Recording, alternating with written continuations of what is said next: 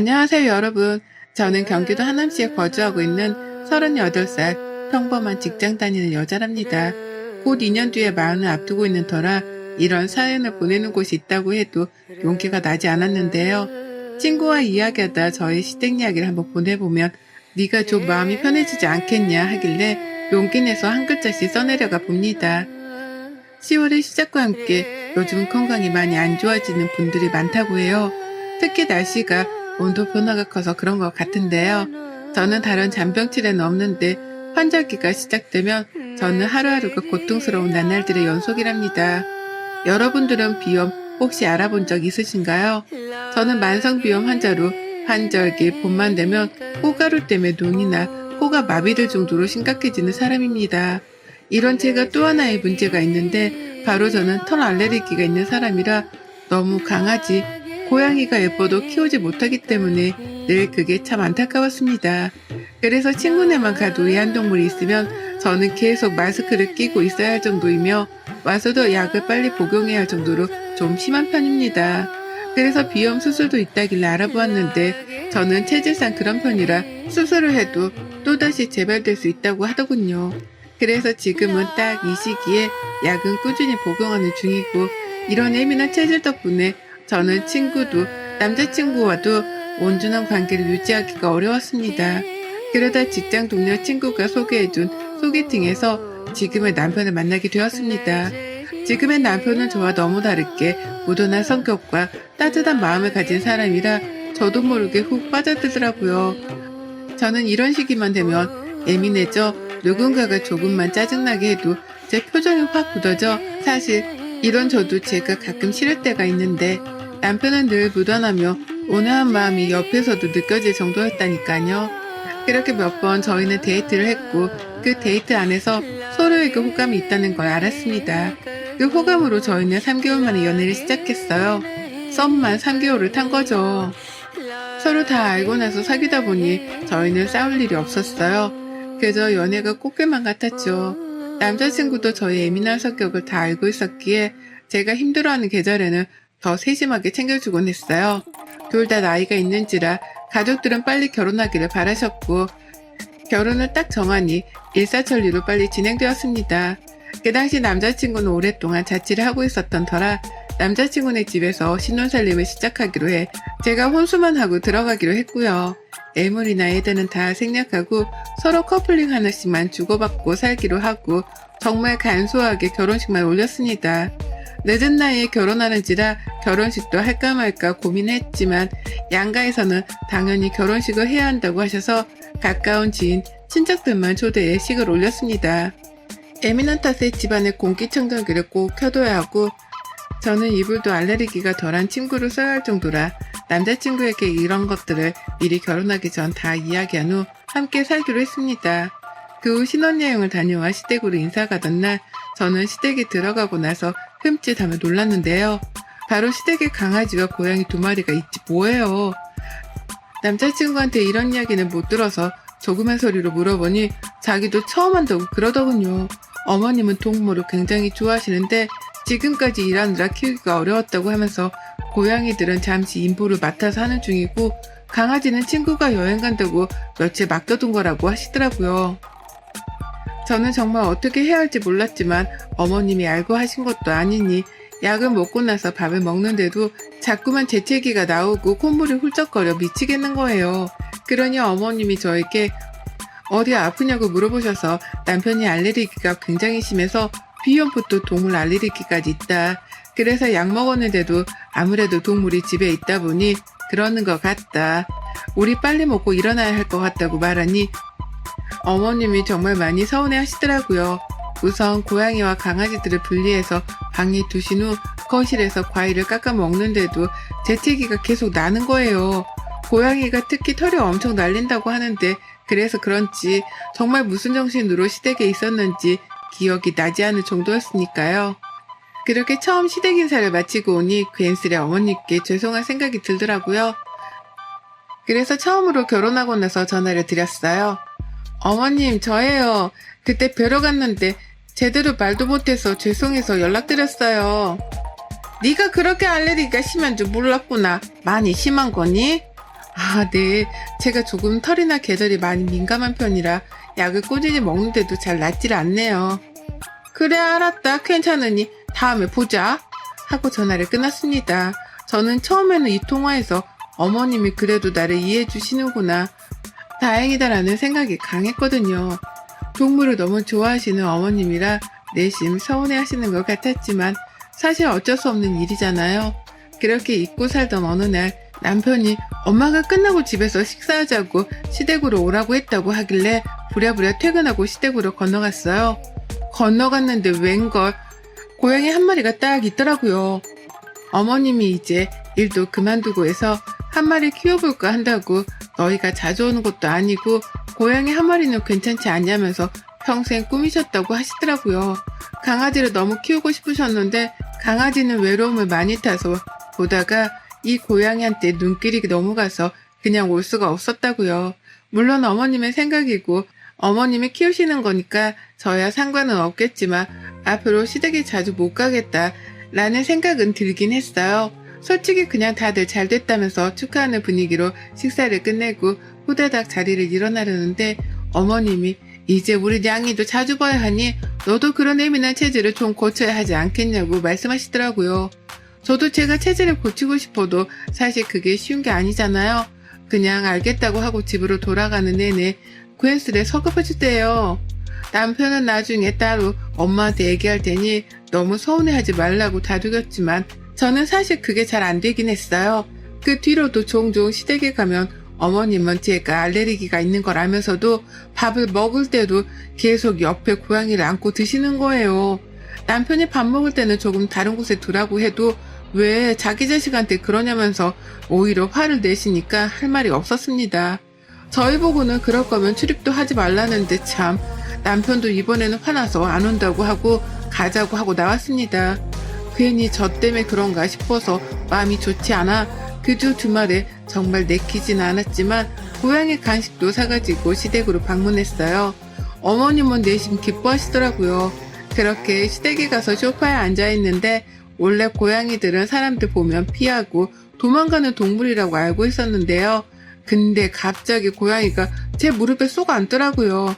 저는 너무 놀라서 소리를 지르면서 확 일어나면서 고양이가 제 손에 세게 맞았나봐요. 저는 진짜 모르고 했던 일이어서 어떡하냐고 너무 놀라서 했다고 하는데 어머님이 오시더니 정말 제 팔을 세게 때리시는 거예요. 찰싹 하는 소리가 날 정도로요. 순간 거기에 있는 모든 사람들이 다 정적이 흐를 정도였으니까요. 봐봐, 너도 이러니까 아프지? 우리 냥이가 너 때문에 얼마나 아팠겠어. 어머님, 저는 일부러 그런 게 아니라 갑자기 저한테 와서 놀라서 일어나다가 그런 건데요. 그거나지. 그래도 좀 조심해야지. 아직 애긴데. 네가 애기도 안 켜봐서 너는 참 정이 없구나. 너가 어떻게 그렇게 애가 독하니? 보통 여자애들 보면 애완동물 보면 너무 좋아서 미치겠다고 하던데 너는 애가 좀 특이하구나 라고 하시더라고요. 정말 억울했지만 뭐 저한테 맞은 건 맞으니 알겠다고 주의하겠다고 했죠. 그 뒤로도 고양이와 얽힌 사건들은 정말 많습니다. 날이 갈수록 심해지는 어머님의 고양이 사랑에 정말 모든 가족들이 지쳐버릴 정도였으니까요. 시장에 갈 때도 데리고 다니시고 고양이들은 원래 밖에도 무서워하고 산책도 잘 안 시키는 걸로 알고 있는데 어머님은 어디 갈 때마다 가방에 넣어서 데리고 다니시더라고요. 심지어 명절에는 산소 갈 때도 데리고 오셨어요. 혼자 있으면 외로워한다고요. 저는 점점 알레르기가 심해져 약 복용량도 늘리면서까지 어머님을 이해하려고 했거든요. 근데 어머님은 저를 전혀 생각하지 않으시더라고요. 그러다 정말 제가 시댁에 어머님에게 정이 떨어지는 날이 바로 지금 사연을 보내게 된 이유입니다. 그날은 정말 날이 무지하게 화창했던 걸로 기억하고 있어요. 오랜만에 휴일이라 집에서 쉬고 있고 남편은 회사가 바빠 출근을 해서 혼자 뒹굴뒹굴 집에서 TV도 보고 잠도 늦게까지 자고 맛있는 점심도 해먹고 그러고 있는데요. 갑자기 어머님의 호출 전화가 울리더군요. 네, 어머님, 너 지금 집에 좀 잠깐 와야겠다. 왜요? 잠깐 할 말이 있으니 빨리 건너와라. 딱 이 말씀만 하시고 끊으시더라고요. 부랴부랴 무슨 일이 있나 싶어서 달려가니 어머님께서 한두 시간 집을 비워야 하는데 그럼 고양이 혼자 있으니 저보고 잠깐 있으라고 부르신 거였어요. 남편이 일하고 집에 아무도 없으니까 저보고 그냥 멀찌감치 떨어져 있으라고요. 제가 지금 저 약도 안 먹고 안 가지고 와서 힘들다. 한두 시간 정도는 고양이도 혼자 있어도 되지 않겠냐. 제가 밥이랑 물은 챙겨두고 가겠다. 라고 해도 펄쩍펄쩍 뛰며 그러다 얘가 잘못되면 책임질 거냐면서 계속 저를 압박하시는 거예요. 결국에는 1시간 정도 있다가 금방 오겠다고 하시고 어머님은 나가시고 그 집에는 고양이와 저 단둘이 있었죠. 계속 기침이랑 재채기, 콧물이 나와서 미치겠어서 창문도 열고 마스크도 착용하고 있었거든요. 근데도 약을 안 먹어서 그런지 자꾸만 몸에 식은땀이 나고 너무 힘들더라고요. 안 되겠다. 잠깐 바람이라도 쐬야지 하고 문을 살짝 열고 나갔다가 한 2분도 안 돼서 들어와도 좀 살 것 같더라고요. 그렇게 1시간이 지났는데 고양이가 보이질 않는 거예요. 아까까지만 해도 있었던 것 같은데 원래 잘 숨어 있는다고 해서 저는 당연히 집에 있는 줄 알았거든요. 막 고양이를 찾았는데 아까 제가 열어둔 그 문틈 사이로 나간 걸로밖에 지금 보이지가 않더라고요. 안 되겠다 싶어서 밖으로 막 찾아다니는데 없고 풀밭이나 멀리 못 갔을 것 같아서 주차장도 뒤지는데도 없고 그렇게 터덜터덜 집으로 돌아오는데 어머님이 돌아오셨더라고요. 고양이 잘 보고 있었냐고 하시길래 지금 이야기 드렸더니 갑자기 제 머리통을 팍 하고 때리면서 일부러 네가 그런 거라면서 네가 일부러 고양이들 보냈지? 이러시면서 화를 막 내는데 도대체 이게 무슨 일인지 정말 일부러 그런 것도 아닌데 갑자기 저런 행동을 하시니 놀라기도 하고 우선 고양이부터 찾아야 할 것 같기도 하고 진짜 멘붕 그 자체였어요. 가장 먼저 남편한테 전화해서 상황 설명을 하고 열심히 찾아보는데 다행히도 주민분께서 발견해 경비실에 말해서 다시 데려올 수 있었어요. 어머님은 저보고 계속 일부러 그랬냐면서 너는 진짜 인성이 왜 그 모양이냐면서 이런 말까지 하시니까 저로서는 굉장히 억울하잖아요. 알레르기 때문에 잠깐 문을 열고 닫았는데 그때 나갔는지 몰랐다 그랬더니 어머님은 저보고 진짜 없어졌으면 너한테 소송이라도 걸려고 했다면서 막말을 하시더군요. 며느리한테 소송이라뇨. 일부러 내보낼 것도 아니고 물론 문을 열어둔 건 잘못된 거지만 당연히 저도 고양이를 처음 보는 동물이라 그렇게 집을 휙하니 나가는지 사실 그런 거 잘 모르고 무지하기도 했어요. 그리고 당연히 제가 문 앞에 있었기에 고양이가 나가는 거를 보지 못했기에 당연히 집안에 있다고 생각했죠. 그래도 그때는 우선 고양이를 잃어버린 건 제 탓이기 때문에 고개 숙여 사과를 했습니다. 그 뒤로 저에게 이런 부탁 안 하셨으면 하겠다고 왔어요. 근데 정말 문제는 여기서 끝이 아니었습니다. 제가 몸 상태가 정말 많이 안 좋아져서 그날은 집에서 좀 쉬려고 있는데 어머님이 또다시 시댁으로 건너오라고 하시는 거예요. 제가 몸이 정말 안 좋다. 다음에 가겠다 해도 막무가내로 오라고 하시는 탓에 넘어갔고 저는 시댁에 방문한 지 1시간도 안 돼서 응급실에 실려가야 했습니다. 응급실에서 눈 떠보니 남편의 얼굴이 보이더라고요. 남편이 걱정스러운 얼굴로 괜찮냐고 하는데 왜 그렇게 눈물이 나던지요. 그렇게 다시 잠든 것 같은데 어디서 이야기 소리가 들리길래 들어보니 따라왔던 어머님이 저에 대한 험담을 남편한테 늘어놓고 있더군요. 얘가 너무 예민하다. 그렇게 예민해서 어쩌냐. 정말 무서워. 걔한테 무슨 일을 시키겠냐면서 걔가 지금 꾀병인 것 같다는 둥에 이야기를 하시더라고요. 그러면서 그때 고양이가 집을 일부러 나가게 한 것 같다. 내가 그때는 그거를 생각 못했는데 얘가 일부러 나를 골탕 먹이려고 냥이를 일부러 나가게 하려고 한 것 같다. 그러다 미수에 그친 거 아니겠냐라면서 말도 안 되는 소리를 늘어놓더라고요. 남편은 말도 안 되는 소리 하지 말라고 얘가 아픈데 엄마가 하도 불러대서 지금 응급실까지 왔는데 이런 얘기 나오냐면서 하는데도 어머님은 옆에서 제 험담만 계속 하셨어요. 그러고선 자기 오래 집 비우면 우리 냥이가 외로워해서 가야 한다고 휑하니 가시더군요. 제가 아파서 응급실에 왔는데도 끝까지 제 탓만 하시는 어머님을 보니 그동안 당했던 게 억울해지고 너무 서러워지는 거예요. 저는 지금까지 결혼해서 할 수 있는 도리는 다 했는데 정작 어머님은 제가 심한 알레르기가 있다고 했는데도 고양이를 잠깐 다른 곳 맡기거나 신경 써서 청소해주지도 않으시면서 늘 저한테만 떠넘기려고 하시고 무슨 일만 일어나면 제 탓이라고 하시니 진짜 잘 살고 잘 해드리고 싶었는데 저를 낭떠러지로 몰아서 참을 수가 없겠더라고요. 응급실에서 나와 바로 시댁으로 혼자 택시 타고 갔어요. 남편에게도 말도 안 하고요. 들어가자마자 시어머니는 어떻게 왔냐면서 너 아프다면서 역시 꾀병이지 이러시길래 그 고양이를 놀게 하게 캣타워? 라고 있거든요. 근데 그게 굉장히 무거운데 그거를 정말 저도 모르는 괴력이 나왔는지 그 캣타워를 옆으로 밀어 쓰러뜨렸어요. 어머님은 그때서야 상황 파악이 되었는지 네가 미쳤냐면서 소리를 고래고래 지르셨지만 저는 그런 반응에도 아랑곳하지 않고 저도 똑같이 소리를 고래고래 질렀어요. 제가 그렇게 예민한 체질이라고 말씀을 드리는데도 불구하고 고양이를 맡기시질 않나, 제가 고양이보다 못한 취급을 하시질 않나, 도대체 여기는 누가 사람이고 동물이냐, 사람이 쓰러졌는데도 걱정보다 꾀병이다고 그렇게 말씀하시는데 그게 시어머니로서 할 말이냐면서 미친년처럼 막 소리를 지르고 내일은 없는 것처럼 눈깔이 뒤집혀서 막 보이는 물건들을 다 던진 것 같아요. 남편이 와서 저를 말렸지만 저한테 이런 괴력이 있을지 누가 알았겠어요. 다 뿌리치고 지금까지 당했던 이야기를 하나둘씩 늘어놓는데 그때 시아버지가 제 이야기를 듣고 정말 딱 한마디 하시더라고요. 어머님께 당장 고양이 내쫓으라고, 다른 곳으로 안 보내면 이혼할 줄 알라고요. 아버님은 일 때문에 바빠서 지방에 가 계시는데 그때도 저는 안 계신 줄 알고 올라왔는데 제가 난리를 치니 아마 엄청 놀라셨겠죠. 어머님은 어떻게 정들었는데 보내냐고 하고 아버님은 당장 보내라고 그나마 시간을 줄 테니까 잘 생각해서 잘 키워줄 사람 보내라고요.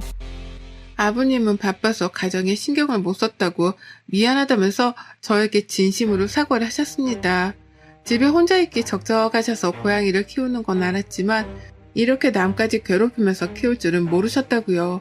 그 뒤로 어머님은 아버님이랑 고양이 문제로 엄청 다투신 것 같은데 우선은 고양이 다시 있던 곳으로 돌려보낸 것 같으시더라고요. 그리고 저에게 어머님의 장문의 사과 문자가 왔지만 대충 읽어보고 답장은 하지 않았습니다. 고양이 때문에 벌어진 일이기는 하지만 그동안 어머니께 쌓였던 게 너무 많은지라 저도 감정적이었기는 합니다. 사실 이것 말고도 어머님의 고양이 사랑이 너무 과도해 저를 고양이보다 못한 취급을 하셨으니까요. 심지어 제가 방에 들어가서 밥을 먹으라고 할 정도였어요. 하지만 어머님이 원체 외로워하셨기 때문에 제 나름대로 이해해드리려고 최선을 다했지만 그 결과가 이러니 더 이상 배려해드릴 것도 없잖아요. 어머님은 고양이 보냈다고 이제 안 키울랜다 하면서 전화가 와서 말씀하시길래 저는 더 이상 어머님이랑 할 말 없다고 제가 고양이보다 못한 사람인데 전화는 어떻게 하셨냐면서 비꼬았거든요. 아버님한테 그 뒤로 엄청 많이 혼나고 생활비 카드까지 뺏겨서 지금은 일주일 단위로 생활비를 타가신다고요. 지금까지 고양이 키우면서 들어간 돈이 자그마치 몇백이 되신다고 해요. 저도 거기까지는 몰랐는데 아버님이 주는 생활비로 부족해 적금 통장에도 손을 대서 진짜 비싼 사료부터 엄청 많이 해주셨나봐요. 저는 물론 반려견, 반려묘도 당연히 가족이기에 충분히 그렇게 하는 건 나쁘다고 생각하지 않지만 아무 말도 없이 그렇게 하는 건 당연히 나쁘다고 생각하거든요. 어머님은 그 뒤로 더 이상 애완동물 얘기를 안 하기로 했다고 하시는데 그건 저도 모르겠네요. 저는 그리고 당분간은 시댁 출입을 안 하기로 남편이랑 합의봤어요. 남편도 꽤나 충격이었는지 자기도 당분간 엄마 보기가 어려울 것 같다고 하더라고요. 그래서 당분간은 시댁에 가지 않을 예정이랍니다. 저는 어머님 덕분에 기관지까지 더 안 좋아져 약을 더 늘려야 하는 상황인지라 힘들어졌습니다. 물론 어머님 덕분이지만 고양이가 가고 충분히 힘들어 하셨으니 이걸로 그냥 저도 더 이상 어머님을 그만 보내드리려 해요. 그 뒤로도 전화가 왔지만 안 받을 때도 많고요. 남편도 자기 엄마 전화 안 받고 있는 상태랍니다. 어머님은 정말 가족에서 자기는 늘 혼자 산다라고 했지만 정말 혼자가 되었다고 생각이 될 정도로 가족들이 다 어머님의 성격에 질린 상태라고 하네요. 심지어 자기 자식들부터 남편까지 그러는 거 보면 말 다 했잖아요. 이제 결혼해서도 싫으면 싫다, 좋으면 좋다. 자기 목소리를 내는 건 정말 중요하다는 생각이 드네요. 끝까지 이야기를 들어주신 여러분들께 감사드리며 여러분들은 저 같은 에피소드가 없기를 바랍니다. 환절기에 아무쪼록 건강 조심하기를 바라며 이 글을 모든 분들께 행복이 깃들기를 바랍니다. 우리 며느리들 화이팅해요. 여러분의 생각은 댓글로 남겨주세요. 오늘도 시청해주셔서 정말 감사합니다.